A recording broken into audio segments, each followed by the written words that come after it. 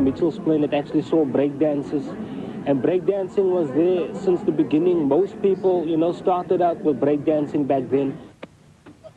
Now this, what we're looking at over here, especially in the corner, this is where Club Fantasy used to be, where we used to hang out in the early days and so on. But unfortunately, because of the gang problems, the clubs actually closed down. With the gang rivalry forcing clubs and venues to close, people had to look for alternative venues. Saturday afternoon matinee sessions became the order of the day, and followers of hip-hop began traveling to Cape Town. Yeah, so we're standing on Lenterfield Station, right here in Mitchell's Plain, and this was our only means of transportation on a Saturday morning. Around about 9:30, we used to go to town early, so we can be there in the record stores, get the latest records, and also just meet everybody, go and dance on the station, take the train, go to battle. So we can get in town quite early so we can go battle, just dance on the street and do whatever. And from there, from the station or from the parade or wherever we used to dance, from there we would move to Club Teasers.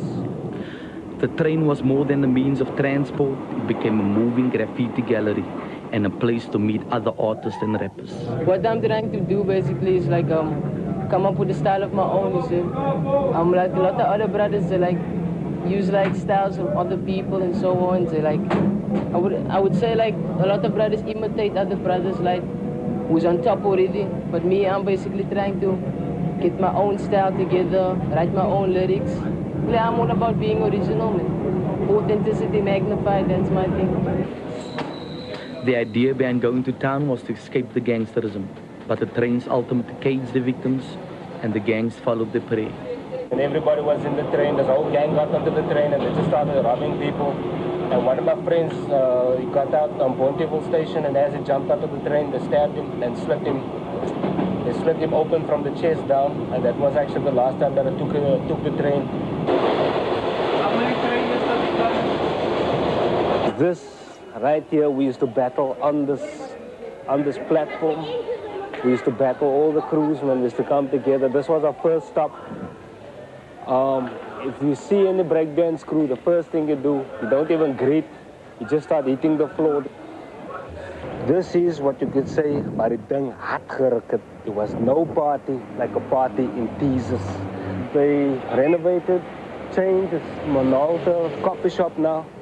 The infamous base at 88 Short Market Street hosted the Saturday Hip Hop Matinee after the demise of Teasers. It was here that the hip hop culture was taken to the next level. That's where we gathered, say, the headquarters of the frustrated, funky, flavorful people. When I started with hip hop wasn't like trendy or anything at that time. And I always used to diss people going to the base because I thought it was a sleazy place. Because I was what you call ignorant, naive. But then I got exposed to lots of different perspectives.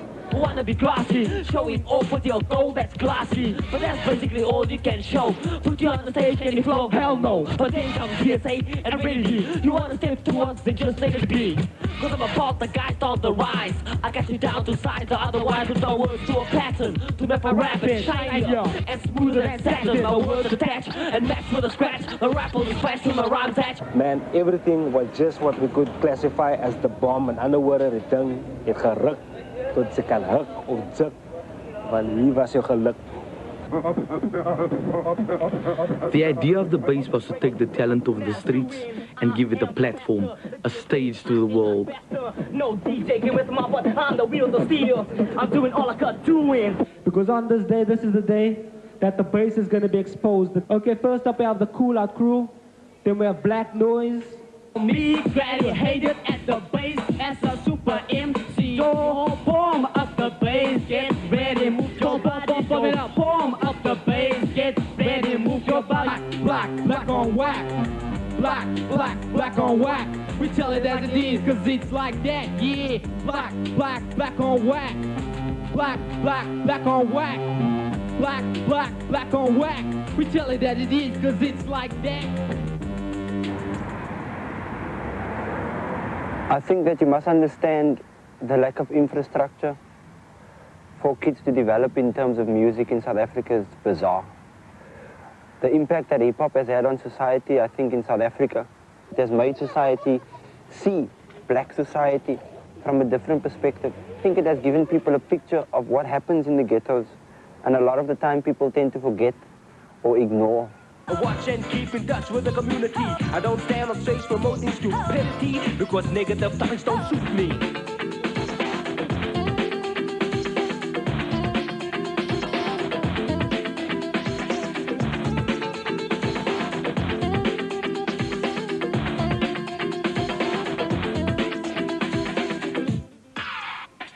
Hip-hop is about constantly encouraging the kids to get busy, and the approach and style of the music makes it accessible.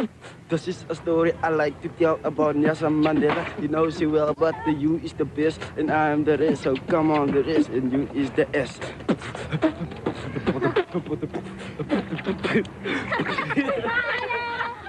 4 feet deep are the wonder kids on the scene from Mitchell's Plain. Like sponge, I keep it strong when the house is pumping. I enjoy like hip hop, like the graffiti, the rap, DJ. I enjoy the activities in hip hop. The lyrics has a message from the street. Gangsters must stop raping children, and like people must stop abusing like children. It was either hip hop or I would have been a gangster, or maybe I would have wound up dead already by now, man. You're like, oh, thank you. I'm like, no, screw you. I connect with cybernetic skills guaranteed to rock you. As you can see, man, today, it's Sunday, see, it's daytime. Things are peaceful now, man.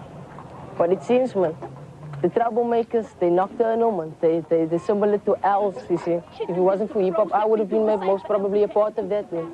And I must thank my mother as well for raising me right, you see. Ramone has been part of Prophets of the City since the early days.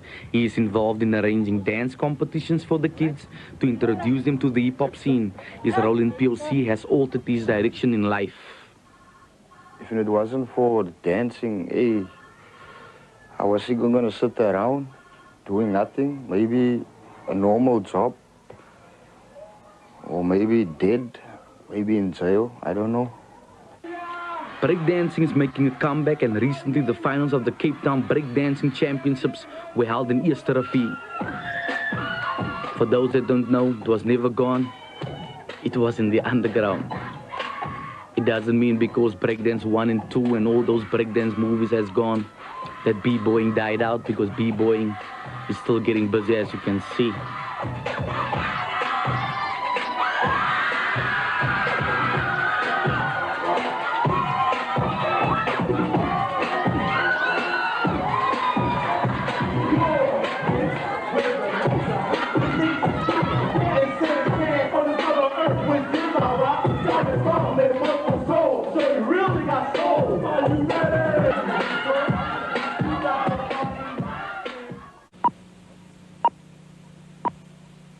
Rap music may not be the most conventional way of educating voters, but it's popular and it works.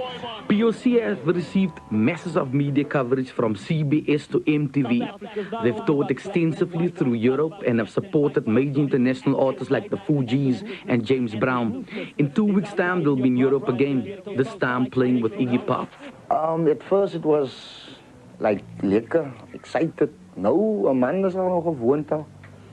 But nog altijd, zoals naar different plekken toe gaan, is nog altijd een lekker experience. Wat de kak is dit? Jullie land is koud, man. Ik wil naar huis toe gaan. Ik wil naar huis toe gaan. But with all this global exposure, the sound has stayed very true to their roots. Hip-hop with a strong Cape Town flavor. Many South African hip-hop groups sound like they're from Harlem or LA. But POC steer consciously away from the Americanism in hip-hop. For a lot of kids out there, man, you know, their interpretation of hip-hop is, yo, what's up, man, and that whole thing, you know, and that can be a slight problem because why, you might be losing your identity at the same time, because I don't want to be no clone. POC played themselves, an African hip-hop group, in the Ice Cube Les Hurley movie, Dangerous Ground. We don't want no copycats all over the world, you know. If you're from Japan and you're doing hip-hop, I want to hear Japanese flavor in it, you know. And you're doing hip-hop from South Africa, I want to hear South African flavor in it. Brasse van die Kaap, a Cape-based hip-hop group, rap almost exclusively in their mother tongue, Afrikaans, verstaan? Ook een naam gedropt, system uitgesort. Yo, check it, my bro, jullie uit en nou de stoot. 2 years back, RDD came to me, basically told me, listen, I've got this gedachte. I'm like, okay, what's the gedachte, man? He's like, how about doing something like total Afrikaans and just like the name Brasse van die Kaap? I was like, a whole album of Afrikaans? Why not just 1 or 2 songs, man? Ik raak scam is naar raam. Maar ik heb dit all-time gewoon producer. Ze dat het voor bij mijn brein op die big seat zit die goezen. Maar die praat van mij als een right pack, wat they maken het. Maar ze nussen is het Britse spray op in die interieur te krapen. The reason why we decided to work on this LP is just to get like our points across and in our tongue, the way we speak. I won't say Afrikaans, it's more like a ghetto code thing, you know, because we don't speak pure, proper Afrikaans anyway. It's like Kosa mixture, Mangelmoes or whatever. Basically, because what we're dealing with, Brasse van die Kaap, is basically a dictionary on the road, man. Listen, nog boy, nog toy, nog beagle. Back in the city, there is another hip-hop scene, the Saturday matinee at Angels in Greenpoint. Some would say taking over where the bass left off. It's run by the Cool Funk production crew. They are more concerned with giving people a good time than catering for the conscious side of hip-hop. The business part, number 1, the most important thing, money. There's no reason for me to be interested in local hip-hop because there's no reason for me to listen to local hip-hop because there's no, the music isn't proper in the first place. It's always mediocre or less. The prophets are proof that there is nothing inferior about Cape hip hop, and the belief that local isn't so lekker is just a mindset. We still struggling to get back District 6 and that out too many, you see. We still feeling the wrath of our enemy, making me go back to the land of the pyramids. So we can't really blame kids out there, really, man. You know what I mean? Because that's all you on radio, that's all you see on television. That if you look at the clothing stores and stuff like that, it's all American street way. You know what I mean? And I'm not saying that it's bad, man, but as long as you know where you're from, man, you know, and you don't go around talking, representing and all of that type of things. You know what I mean? As long as you know, look here, I am from here, and it's cool, man. I'm happy with being Cape Townian or whatever, man. But I do have my sneakers, man. You check, then it's cool, man. The obsession with American youth culture is not just a hip-hop or South African thing. We have to include our roots, because you got to know where you're coming from. It's 10 years that I've been into hip-hop. So now we're making money, we got ladies, we got money, everything. We're into this because it's a street thing, and we know how we do. We represent. Since we've started Club Angels, the only hip-hop and R&B club in Cape Town, there's been loads and loads of new talent stepping inside the club, stepping onto the stage and doing their thing.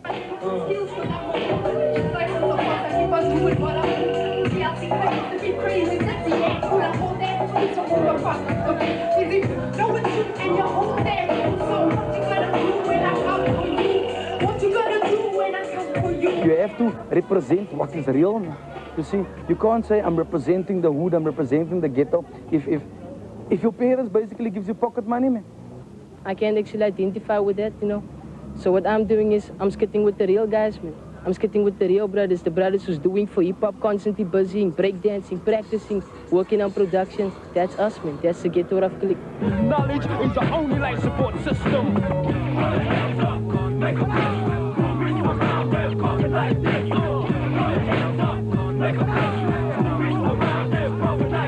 Hip-hop definitely has a future, but I hope hip-hop dies as soon as possible. I really hope hip-hop dies, because then we can wait for its rebirth again, and when its rebirth comes, it's going to be pure again.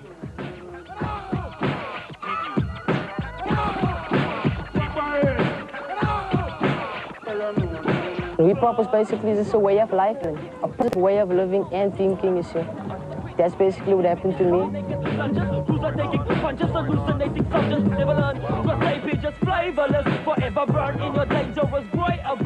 If we're in charge of our own industry, we know exactly what we want, you know, because if we look at the rap today or hip-hop today, all that is getting the main focus is just rap music and so on. And people are cutting out the b-boying, you know, like the breakdancing, the graffiti art, the DJing. So that is what we want to do, just keep everything together and show the world that this is hip-hop in its truest form. This, what you see here, this is hardcore hip-hop, irrespective of what somebody else trying to tell you.